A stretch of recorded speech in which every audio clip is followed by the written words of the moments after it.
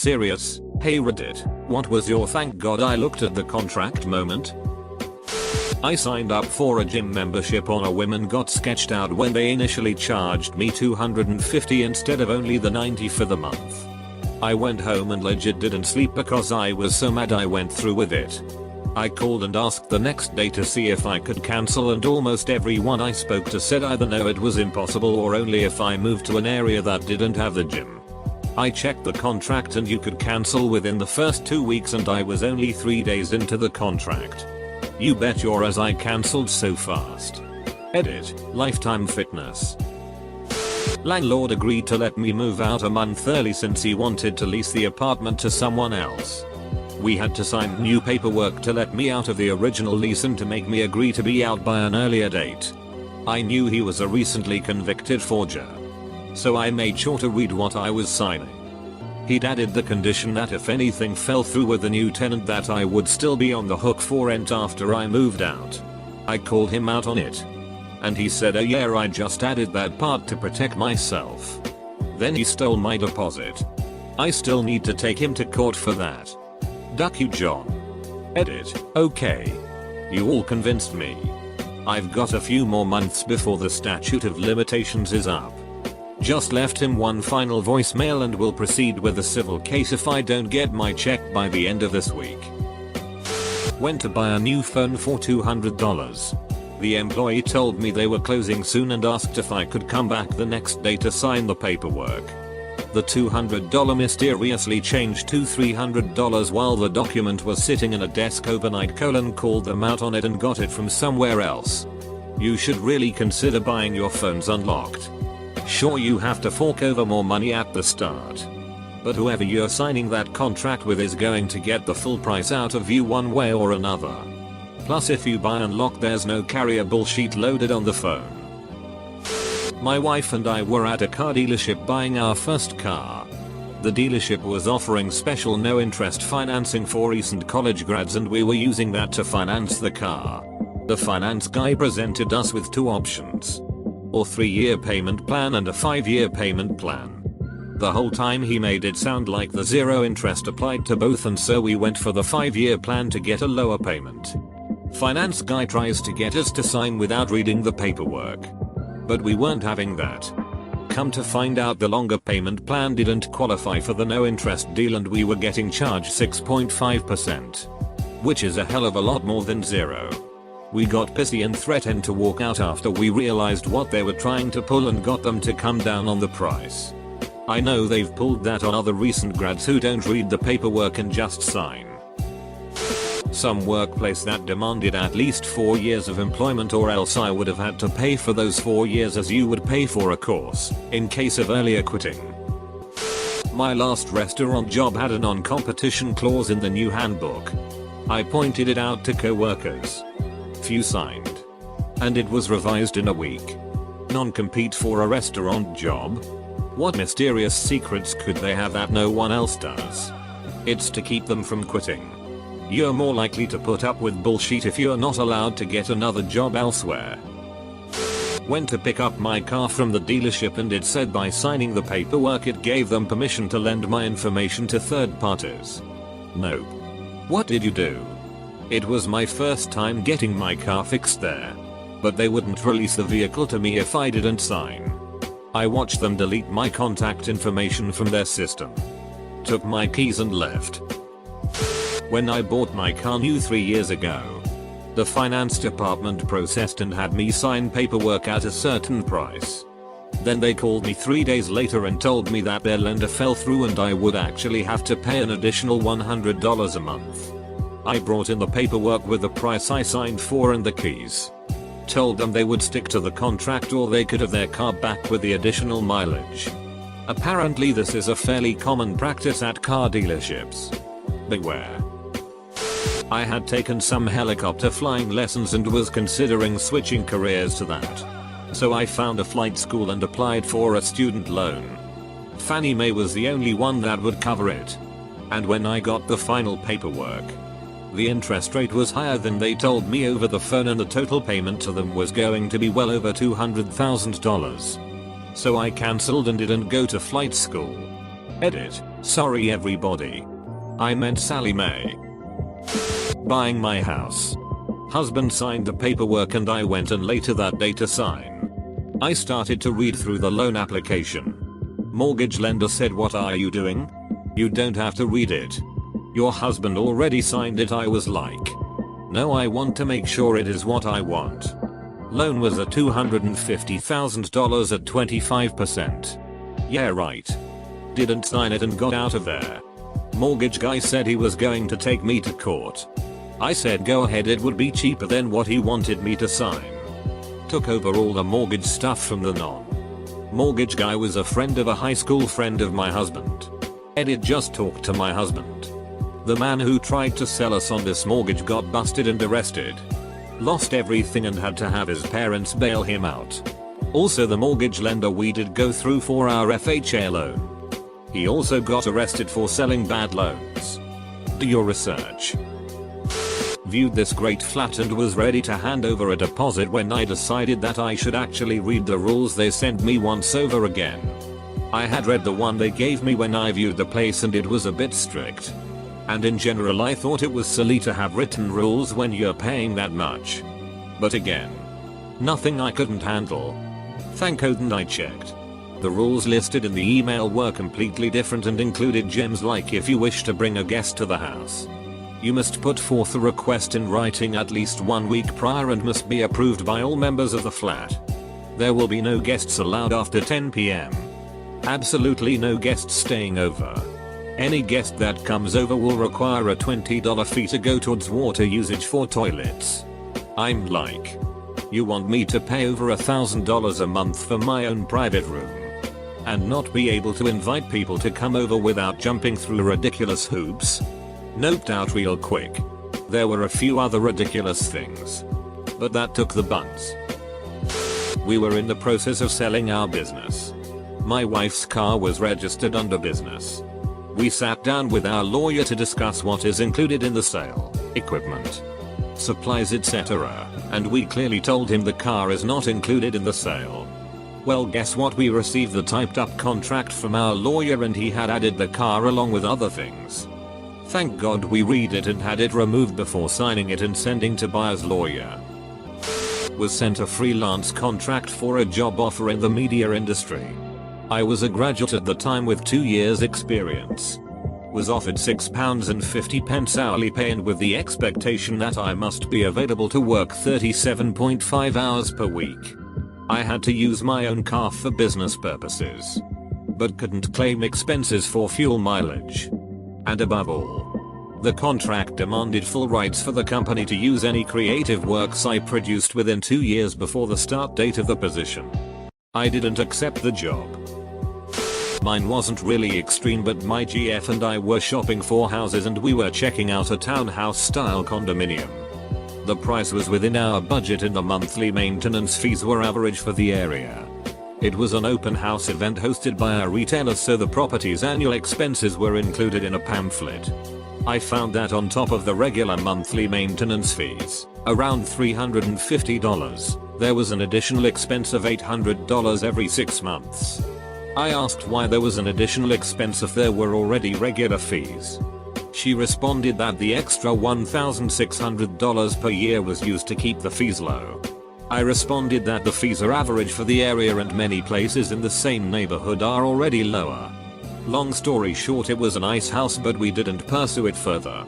I'm on board with the idea of condo fees if they cover things that I would normally pay for like heat, water, snow removal, garden care etc, and if needed additional expenses for major upgrades like new roofs or doors, windows. But expecting 12 houses in the row complex to each kick in a $1,600 bonus every year without specific accountability isn't something that interests me. I went to a reasonably well advertised jewelry store to pick up an engagement ring, knowing that I wanted it to be a surprise, and that she would want to pick out her own ring in due time. I made sure that the ring would be returnable for full price, and even for a full refund from that store when I bought it for about $900. After the proposal, my then fiancée found a ring she liked better at a different jeweler, so I went to return the ring. When I said I wanted to return the ring, the clerk said no problem. Just sign this and we'll get you sorted out. I read the small paper. And it stated something very close to I now confirm this sale to be a final sale.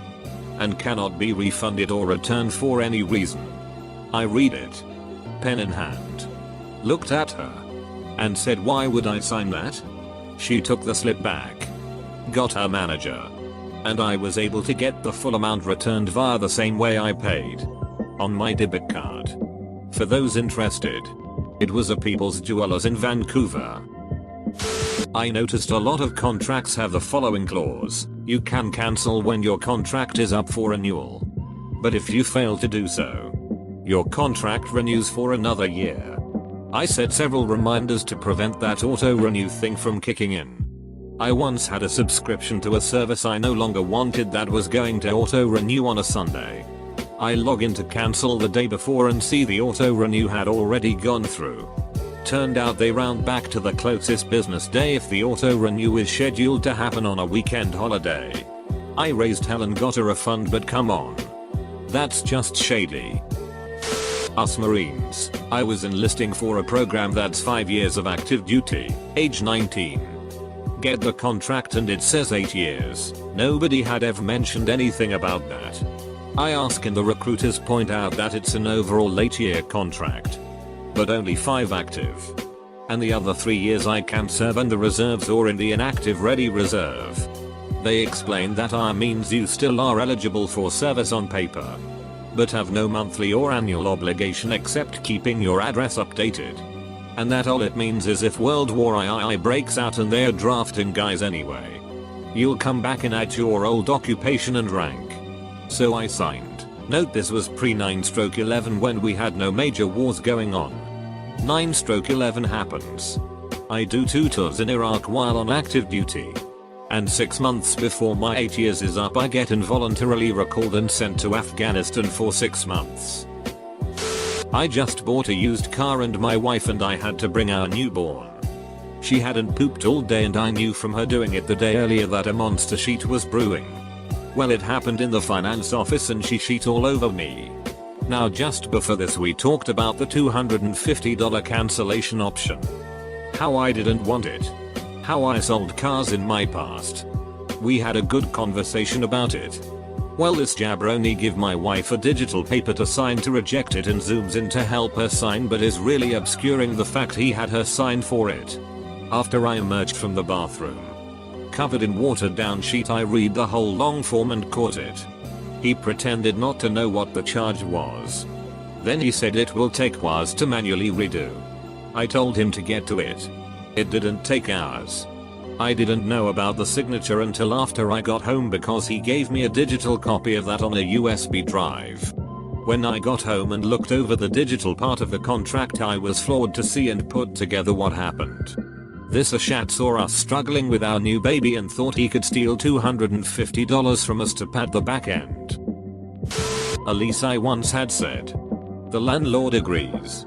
At the renter's expense. To blah blah, with the blah blah being a list of deep cleaning services to be completed at the end of the lease. Likely many hundreds of dollars worth. First time renter here. Moved out of uni res to get my own place so I could take my family cat. Found a nice little apartment for cheap downtown. Intended to move in with a roommate or 2 to split the cost. Close friends of mine. The landlord didn't speak English very well. So although he insisted, oh yeah, everything good. Everything okay. I wasn't sure he understood what I wanted. When he brought out the contract, it said in writing that pets were not allowed. And the cost would increase for more people living there. I pointed it out to him. But he retorted to the effect of, I use this contract for all tenants. Those rules don't apply to you. Bull. I told him I wasn't signing unless he rewrote the contract. But he refused. Saying he wasn't going to waste time pandering to paranoid people. I offered to write the contract myself and was baffled that he agreed to it. So I wrote up my own contract with super lenient conditions. Making sure to protect my own ass. Had a lawyer look at it and notarize it. And now I live with my cat and roommates at the original cost. We were young, my friend signed for a pre-owned Audi and came over to my house. Said it was like $300ish a month, and in his glove box I read the paperwork and tell him, you know this says $550 a month, right? He was clueless, but thankfully it was over a weekend, so Monday morning he went back and caused a scene to give the car back without penalty. My wife and I were 3 days away from signing paperwork to buy a condo, and they sent us the latest, and we noticed that they changed the interest rate by a tiny amount. Like 0.2%. They said the change was because they reran our credit. So they altered the interest to reflect our current credit rating. That left a bad taste in our mouth, so we said no thanks and walked away. The next week my company got bought out and they moved us out of state. If we would have signed, we would have had to either immediately sell or quit my job. I went to sign up at Snap Fitness and it said they'd charge a $50 gym enhancement fee every year. They said it would go to equipment upgrades. I told them that's what my monthly fee should be going to. They refused to remove the fee. So I bailed and went to Anytime Fitness. They immediately proceeded to pull the same sheet. Plus the key fob to get in was going to cost me $70. You can buy a pack of 100 of them for like $20 on Amazon. They, too, refused to budge. So I backed out. Eventually I moved to an apartment with an on-site gym.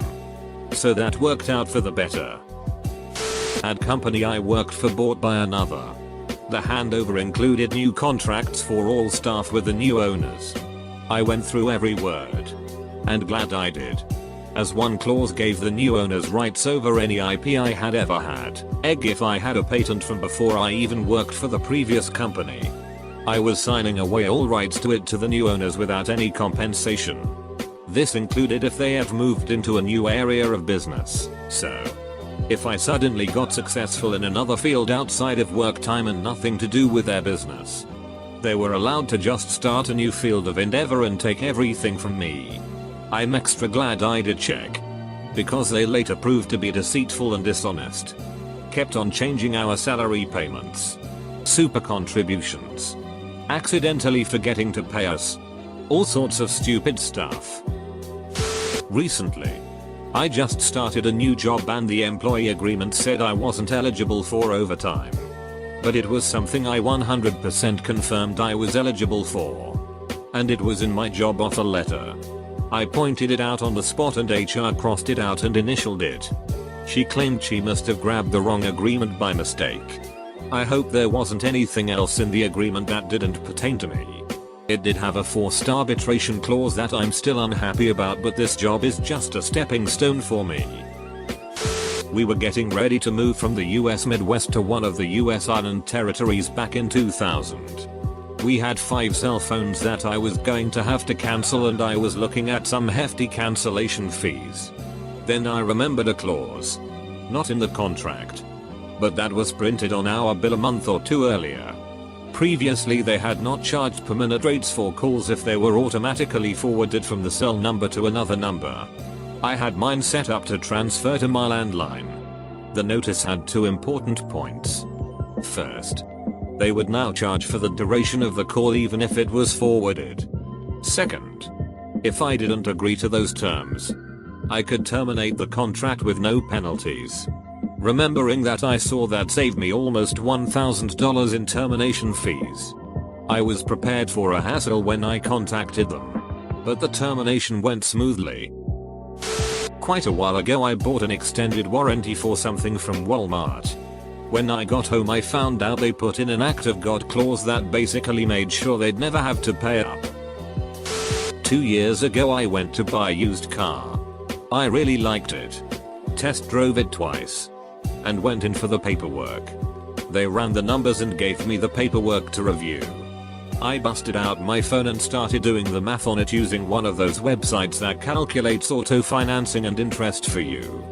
I did the math with the website and on my own 3 separate times while they stared me down. The numbers didn't add up. Turns out, they had it set up that payments wouldn't officially kick in until 60 months but would still be accruing interest that entire time. Screw that. That and the fact that I caught the salesman lying to me on all kinds of things like this unused space behind the engine is specifically so if you're in a crash, there will be room for it so it won't hit you up. No. Jackass. It's a low-end model with a tiny engine. Don't try and sell this as a safety feature. Ugh. Anyways. Walked out from them and got a lot of passive-aggressive and even threatening texts in the following days. Screw them.